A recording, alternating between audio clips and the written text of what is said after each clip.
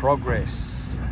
Hola amigos, ¿qué tal? Stuart here from Spain Speaks with an update video today. We'll have a bit of a chat about what's happened in Spain over the last week or so while I go for a walk with my dog Mia, which is what I normally do on Saturday morning. So let's go. Now I'll get the weather out of the way quickly. The sun is trying to come up over that hill over there. It's going to be a sunny day. The moon is up there, so it's on its way down, and the sun coming up, of course. 8 degrees Celsius currently, heading to a top today of around 24 degrees Celsius. So a nice day.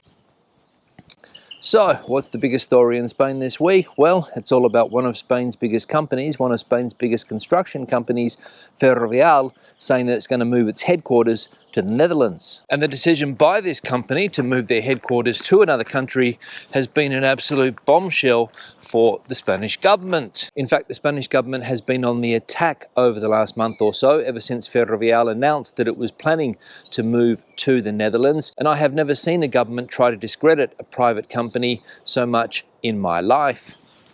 In fact, the attacks on this company by the government and the attacks on its chairman, Rafael del Pino, have been unbelievable. The government here thinks companies like Ferrovial should stay loyal to Spain and not move their operations. The argument from the government is that this is a company that has got fat off government public contracts and it should stay loyal. And the owners of this company have got rich with Spanish taxpayer money, and that's another reason why the government thinks it should stay in Spain. The company's argument is that they want to move their headquarters to the Netherlands because it's going to be easier for them to do business. They might get more attractive tax rates and things like that. But apparently they also want to try to get onto the US stock market, and from the Netherlands apparently it's easier to do that. And another argument they're putting forward is that by being based in the Netherlands they'll have easier access to credit, something that here in Spain sometimes costs companies more, because the Spanish economy is not as stable as the Dutch economy,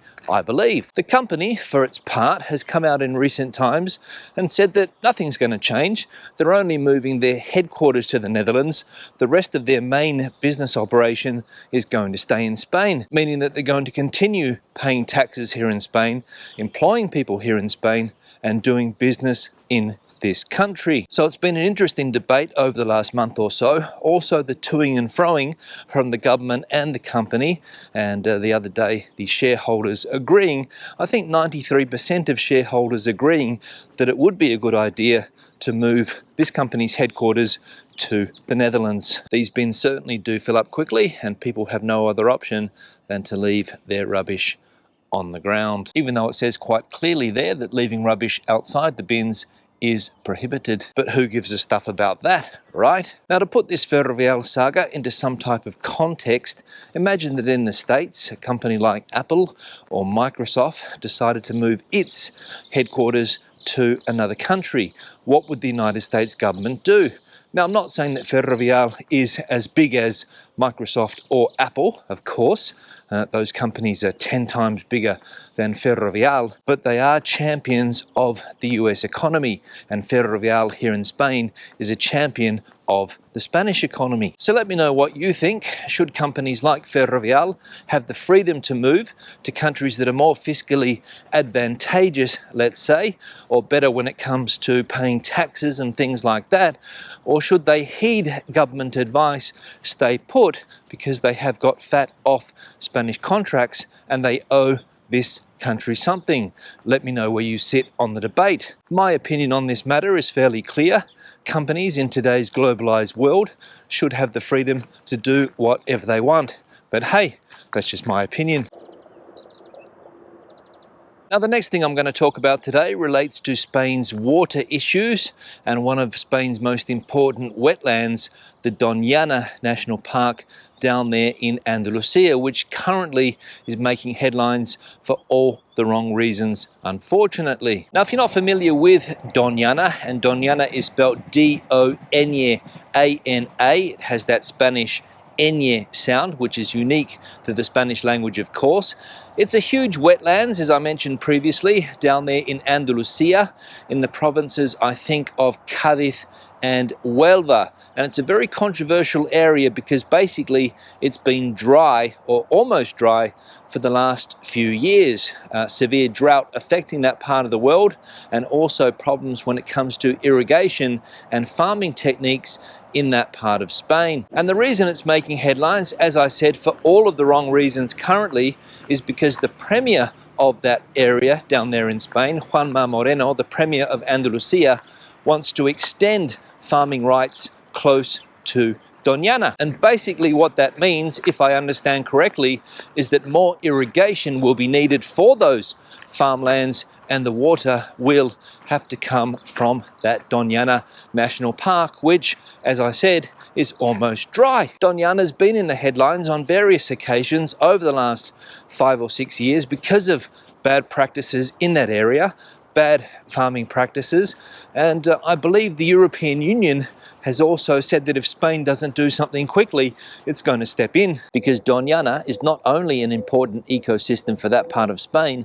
but also for the European Union, and I would go as far as to say that it's an important ecosystem for the world, given the fact that it is a UNESCO World Heritage Site and a very important wetlands for migratory birds that are traveling north to south and vice versa. But unfortunately for Doñana National Park, it finds itself in an area where a lot of the locals don't seem to take the area seriously. And Doñana, again, has become a hot political topic in Spain, and also an argument between the left and the right on what the best thing to do in that area is.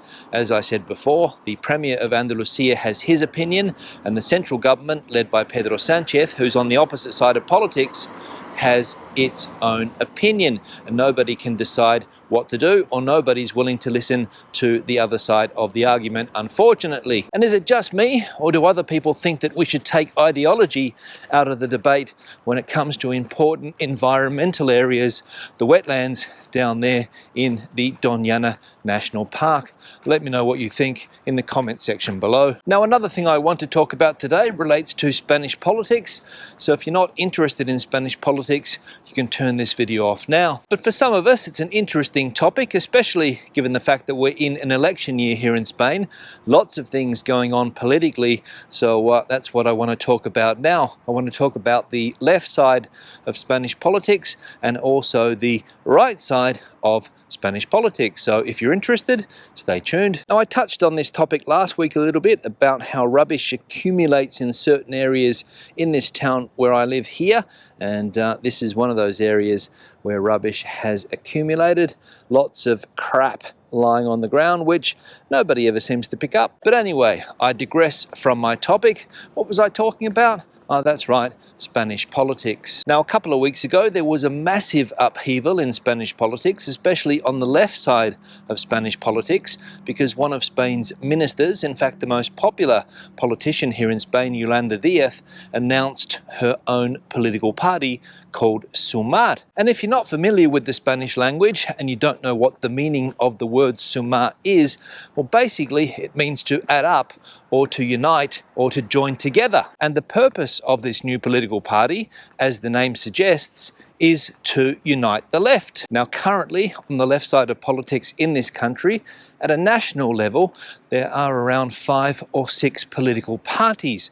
In fact, I've got them written down, so I'll tell you exactly what those parties are in a minute. Now, as I said, I've got these left-wing parties here in Spain written down on a piece of paper. So basically, the biggest party on the left side of politics, central left, is the PSOE party, the Partido Socialista Obrero Español, which is the Spanish Socialist Workers' Party, which have been around for quite a while now, and it's currently one of the government parties. The government here currently is a coalition, and the PSOE side of that coalition is the biggest party in that coalition, if that makes sense.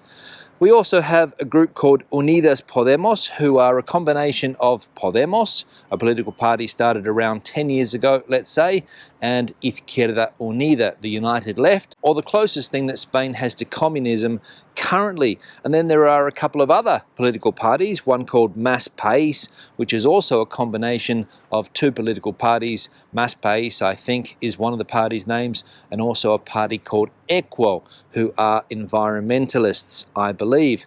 And the idea that Yolanda Díaz has is to unite all of these parties together under the one banner, except for the Socialist Party. Obviously, they're too big to join this coalition or group of parties. So what she wants to do is join all of the rest of the parties together. But she has excluded one of the most important political parties on the left, some of her colleagues in the government currently, people that belong to Unidas Podemos. And the big question that a lot of people are asking themselves here in Spain currently is, will Sumar include Podemos? Will they come together, find common ground and be able to work together, or will Podemos be excluded from this Sumar group? It's an interesting debate, but basically, and what I gather, and I could be wrong, is that a lot of the parties that have joined Sumar don't like Podemos. In fact, they don't like the former Podemos leader, Pablo Iglesias, and I think they see this as a way to take their revenge on him and his political party, and also his wife, who's currently a minister in the current coalition government. An unpopular minister, but a minister nonetheless. So interesting times when it comes to the left side of politics in this country, but it's also interesting on the other side of politics as well, especially when we talk about a political party called the Citizens Party, or Ciudadanos here in Spanish, because that is a party that I don't think, and many people don't think, will be around for too much longer. Here's an interesting car, a pink Lincoln Stretch limo. Haven't seen too many of them around. And one of the reasons why this party will most likely disappear after the next elections, or by the end of the year, is that current members of this party are abandoning the party like rats on a sinking ship. In fact, some of the most prominent politicians in this party are resigning from the party and joining other political parties, for example, the PP or the PSOE party. And one of the big problems with this party over the years is that they've never been able to make up their mind where they stand on the political scale. Sometimes they're left, sometimes they're right. Basically, they don't know. So 2023 is going to be an interesting year when it comes to politics here in Spain, so hold on to your hats. On that note, I'm going to wrap this video up. Questions and comments, please leave them in the section below.